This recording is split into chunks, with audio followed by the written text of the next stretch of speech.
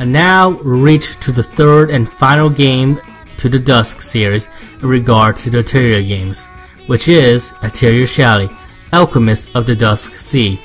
Though there is probably going to be more Atelier games down the road, it's just that the Dusk subseries is coming to an end. To say that I have been a pretty devoted fan of the Atelier games on the PS3 would be appropriate. Ever since completing Atelier Rorona from quite a few years back, the Atelier games have always been games that I look forward to. They're just such a pleasant and unique games to play through, and are such a joy for me to experience. From their relaxing and upbeat atmosphere and charming characters, to how the games are structured, to the robust alchemy system, to even having enjoyable turn-based combat systems. Well, from Atelier Meuru and onwards, the Atelier games are just games that I really adore and look forward to. And Atelier Shallie is no exception. So without further delay, let's begin! Hello, I am Peter47890/Sirus, and welcome to my review of Atelier Shallie, Alchemist of the Dusk Sea. Atelier Shallie is a role-playing game that is developed by Gust and published by Tecmo Koei. It is only available on the PS3.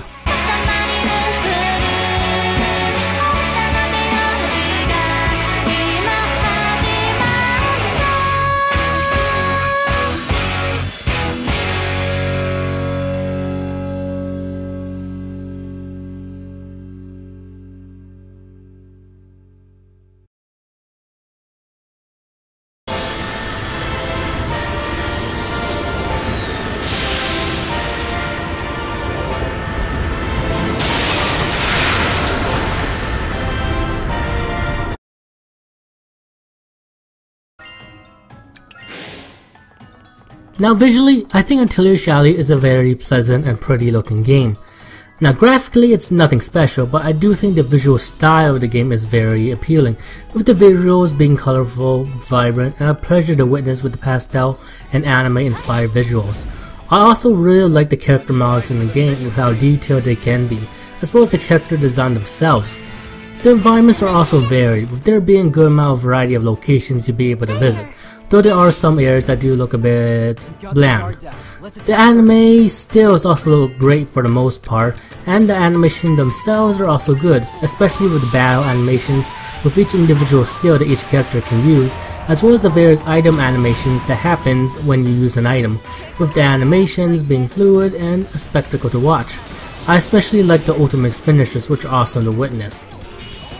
In terms of the sound design, I'd probably say the voice acting is good for the most part, with there being some iffy voice direction at times. But they still sound good most of the time.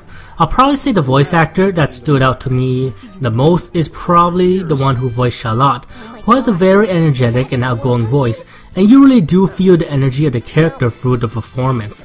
But as I said, I think all the characters still do a good job in terms of the voice acting. And really, the only negative points about the voice acting for me is probably the same complaint I had in Atelier Shallie in terms of the voice acting of that game.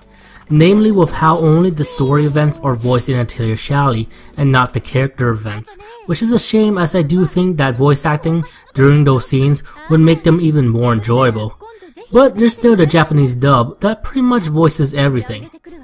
As for the soundtrack, I think it's a great soundtrack, with there being uplifting and serene tracks that are a pleasure to listen to, as well as the battle tracks doing a good job of pumping you up into turn-based combat. Now it's time to talk about the story and characters. Now, like Atelier Shallie, you'll also be able to play as two protagonists in this game, as either Shallie or Charlotte, who are both nicknamed Shallie and also are alchemists. Each got their own story modes, with Shallie, a timid, kind, but determined alchemist who has come to the city of Stellar as a representative of her village to try to find out how to stop the droughts that is happening in the land. And since Stellar is called the City of Water, it seems to be the best bet of finding out on how to stop the droughts. But as she goes to Stellar, her ships get attacked by a sand dragon, and as they flee to Stellar, let's just say they don't have a pleasant landing with her ship. Damn it! The controls aren't working! What?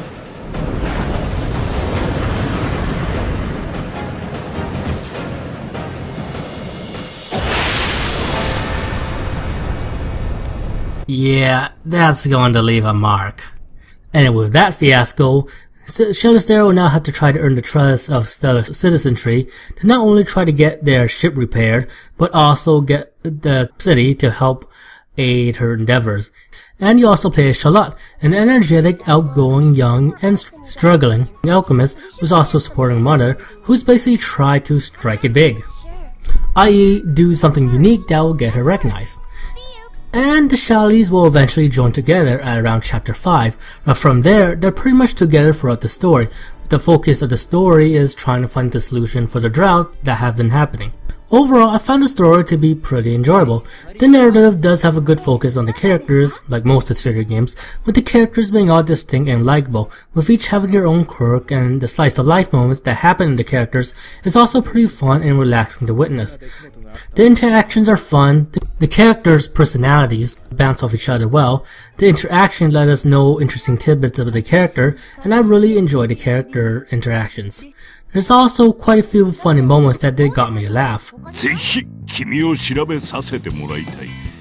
繰り返すが、このような個体は類を見ないのでな。やっぱりそれか。ちょっと、キースさん何を？待ってこら。俺は断ったはずだぞ。真実に近づくための過程だ。協力してもらいたい。 There are also some nice heartfelt character moments that happen in both the main narrative and character moments that does give nice character development and makes you like the character more. I'll probably say one of the focal points of the narrative is the character development done between both Shallies. As you see through the events of the game as well as their time with each other, each character grow, and as well as seeing the dynamic between both Shallie friendship change and see how different each other are. And also letting that difference strengthen not only their friendship, but also help them realize their shortcomings as well as help them grow as individuals. The plot also does give good stakes with the threat of the incoming droughts, as well as other plot elements to keep the story moving forward. One negative point though is that if you just do one playthrough, you might miss some character scenes, since there are some characters that are highlighted during a character's playthrough, such as Uriel and Cortez being highlighted when you do a Shallie playthrough, and Wilbel and Miraca being highlighted in a Charlotte playthrough. Another negative point is the typos. There are some typos in this game. She's not coming. Oh, right.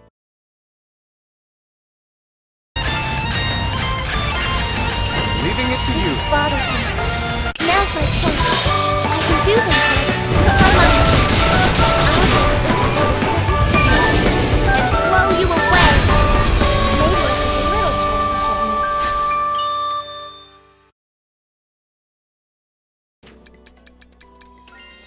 Now we get to the gameplay of Atelier Shallie. Now structurally, Atelier Shallie is noticeably different from the past Atelier games on the PS3, with this game not having a time management system. But at the exact same time, it's still not the same structure you expect of a typical RPG, like the Tales, Final Fantasy, or Star Ocean series. Structurally, the game is split into multiple chapters, with the game having a total of 10 chapters, where you have to do the story events, with there basically being free time in between those chapters, where you have to do a variety of tasks, which are called life tasks, which consists of doing alchemy, defeating enemies, gathering materials in specific areas, doing requests from a union, etc. And you basically do these life tasks in order to progress through the next chapter, as well as getting various bonuses from them, such as getting stats up, gaining experience boosts, gaining certain abilities, and etc. You can see the various life tasks you can do in the option menus by pressing select when you're in the field map, and these life tasks do offer a variety of things to do, as I said. The various life tasks themselves are categorized into 5 areas, with the main life tasks being life tasks you can do to progress the story, with the other life tasks having to do with alchemy, battle, friend events, and doing other neat stuff like talking to NPCs, breaking barrels, and etc. Along the life task system, there's also a motivation system where you can get certain bonuses if you manage to get your motivation high enough by doing a variety of life tasks consistently, while also material gathering, fighting, etc. And the bonuses ranges from being able to run faster, gather more material, retain your burst gauge, and etc. Along with these systems, Atelier Shallie does retain the item system in Atelier Shallie in terms of there being a set limit of search and battle items you can bring along with you, but those items are automatically replenished when you go back to the main hub, which is stellar, with you getting more search equipment space as you progress the game and complete enormous requests from the Union. The field event system is also in the game, with you being able to activate certain events from gathering and fighting in the field map. Overall, the structure is designed well. Now, I'm not going to say if this system is better than the time management system, since I do think there are certain advantages that a time management system can bring, and that having a time management system and not having one is simply just a different way to structure the game. What I will say from the get-go is that the life task system does sort of remind me of Tales of Xillia 2 depth system in terms of you progressing through a main chapter and getting free time in between the main chapters, with you having to do specific tasks in order to advance to the next chapter. But I say Atelier Shallie is better designed, with there being a good amount of variety in the life tasks you can do that progress the story, with the optional life task being fun to do as well as being really rewarding, which makes them really satisfying to do. The main life tasks are also not all that time consuming to do, which doesn't hurt the pacing of the game like Xillia 2 Death system could at times, with the game also encouraging you to do the various optional life tasks with the incentives you can get from completing them, and as a result, it never feels monotonous to do the life task in this game. It feels a lot of fun to do the life tasks with the variety of tasks you get as well as the rewards you get from doing them. And to add, the character events that can occur do happen during free time. The way how battle and exploration item management is done is well executed, like Atelier Shallie, with it encouraging smart item use during battle, while also reducing micromanagement. Now let's get to the combat system. Combat-wise, Atelier Shallie employs a turn-based combat system with you controlling a cast of characters who each have their own unique set of abilities and skills, with the two alchemists in the party being the one who are able to use items, though the alchemist that you're playing will unlock a special ability later on. The game also has a time card mechanic where you'll be able to see the turn list at the right side of the screen, and each action you take in battle will determine where you are on the turn list. In combat, you'll be able to attack, defend, use skills, run away, and use items if you're controlling the alchemist in the party. But now let's talk about the main mechanic that the combat system revolves around, which is the assist system and how it employs 6-party combat and battle, similar to Shallie, but this game does it a bit differently, as well as the burst system.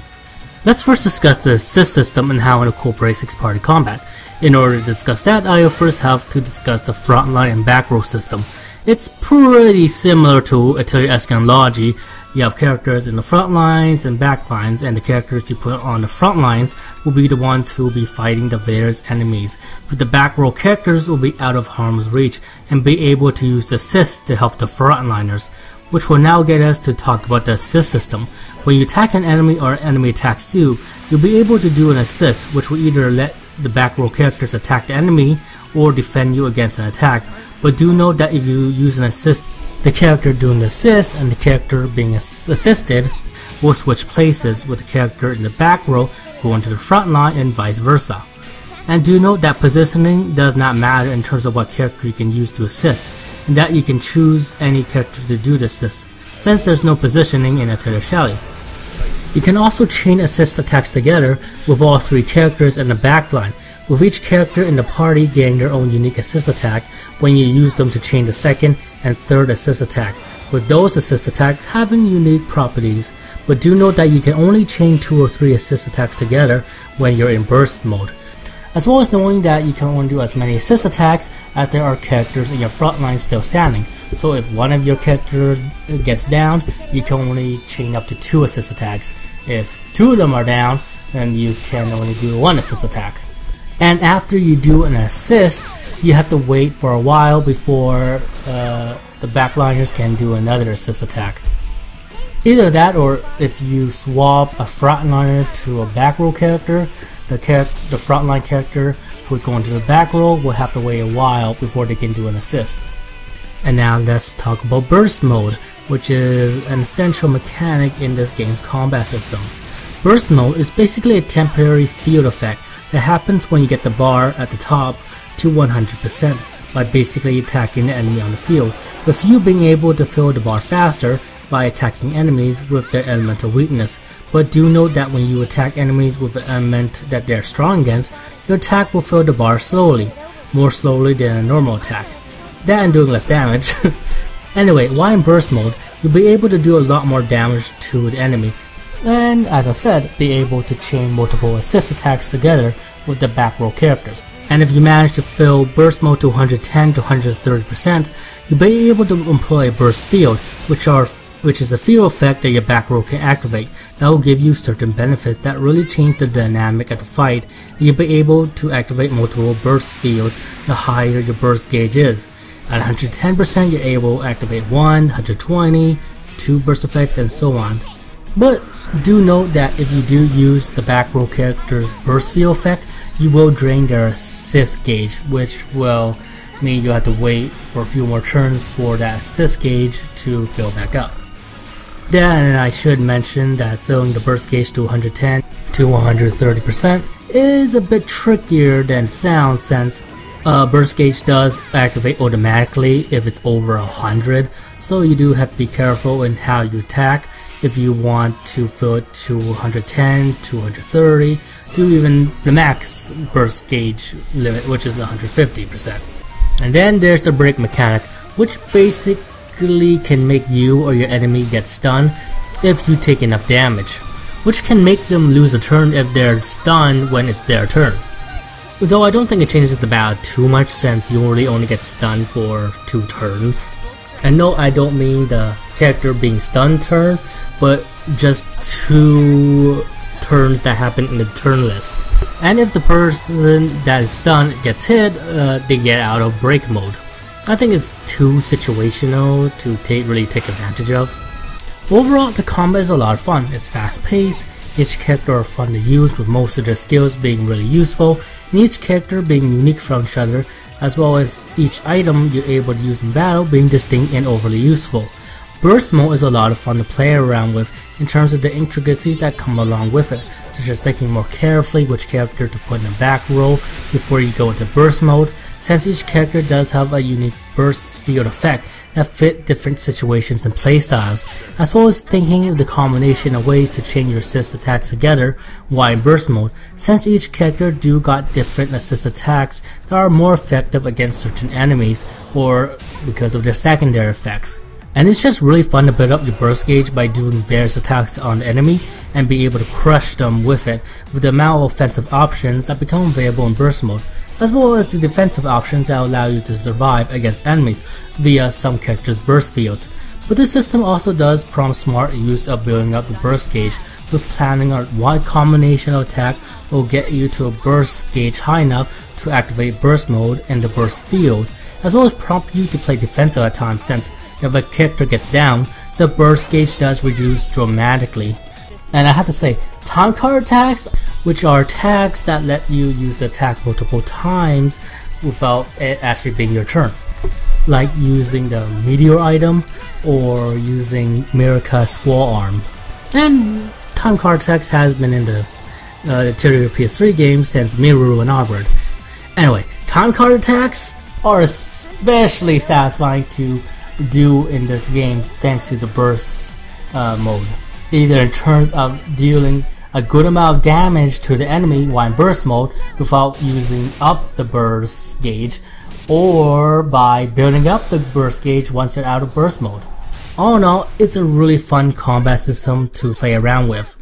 The one con to the system that it does have is that it takes quite a bit of time to open up. I actually say that this game overall does take quite a bit of time to open up in terms of the gameplay mechanics. Level system wise, Atelier Shallie is pretty traditional, with your characters fighting battles, gaining experience points from winning the battle, and when you get enough, you level up, with your characters getting stronger as well as getting new skills. This is the same with the alchemy system, with you getting more alchemy skills as well as being able to improve on the current alchemy skills you learn as you get more experience from synthesizing material. But there is one extra mechanic to discuss in terms of the leveling system. which is basically the growth system. The growth system comes into play when you reach level 40, where you'll be able to increase your stats as well as upgrade various skills and abilities by putting points into the growth book, and it's a nice system where most of the upgrades do feel substantial.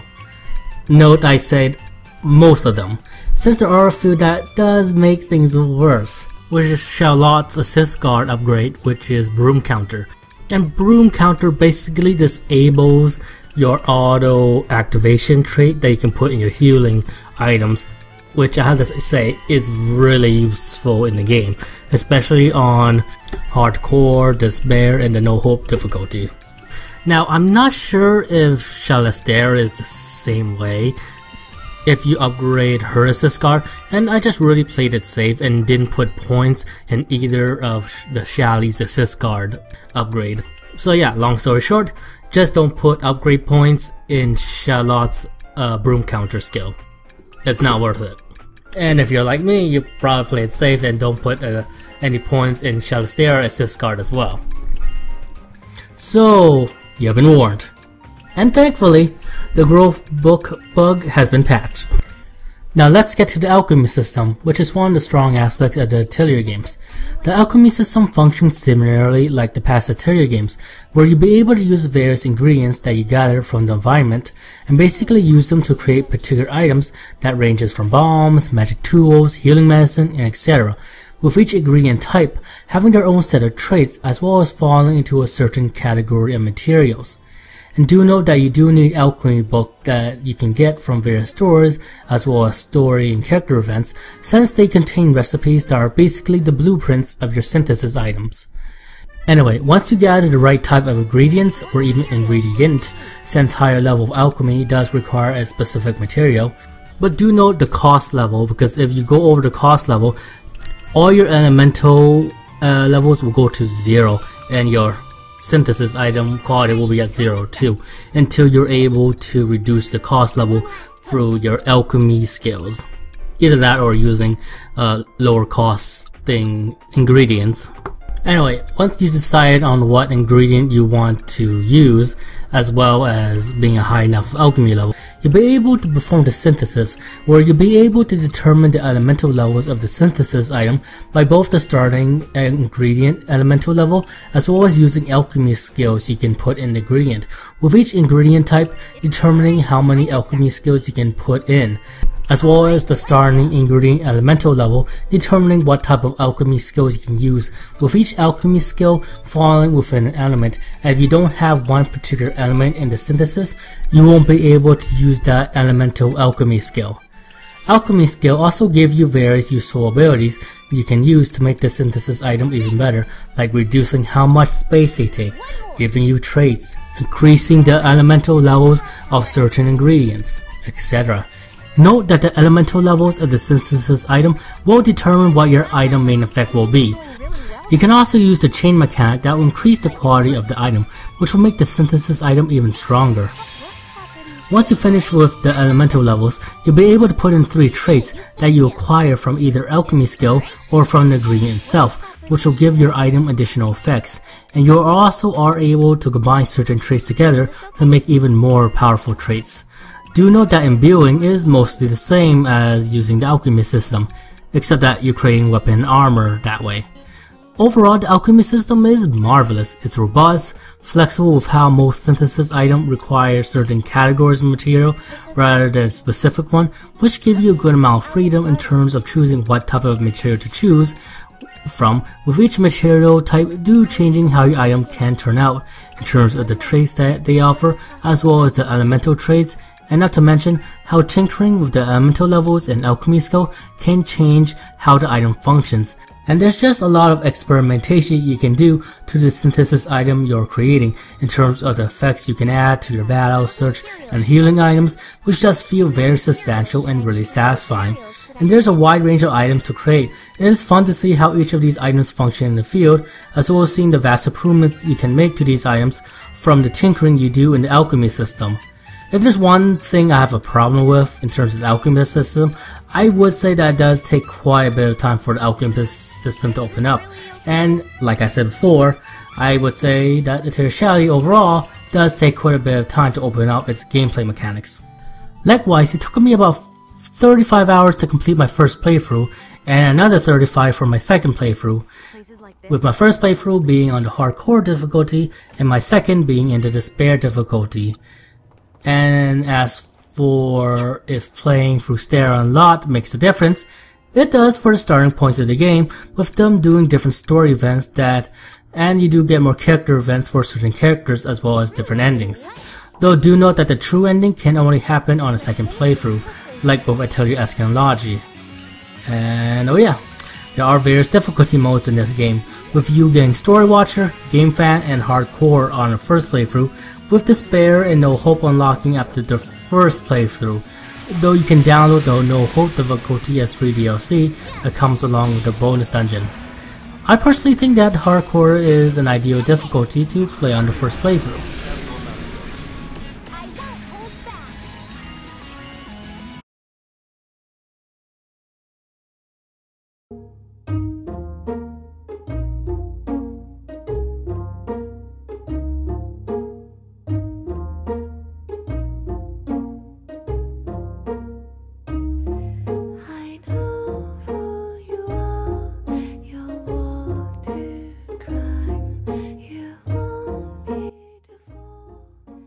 All in all, I just loved my time with Atelier Shallie.